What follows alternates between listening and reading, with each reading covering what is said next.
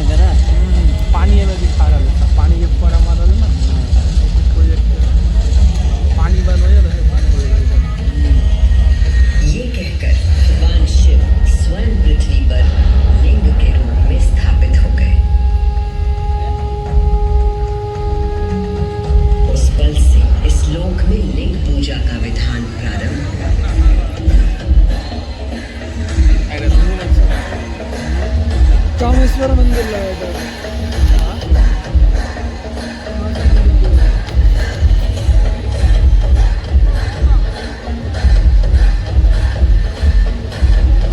अभी आपने सुनी वो गाथा कि किस प्रकार भगवान शिव ने लिंग का रूप धारण किया। अब मैं सुनाती हूँ उज्जैन में महाकालेश्वर के प्रकट होने की कथा। उज्जैन नगरी में नित्य वेदों का अध्ययन करने वाले एक ब्राह्मण देवता रहते थे। उनका नाम वेदप्रिय था। वेदप्रिय प्रतिदिन पार्थिव शिवलिंग बनाकर उसकी पूजा करते थे।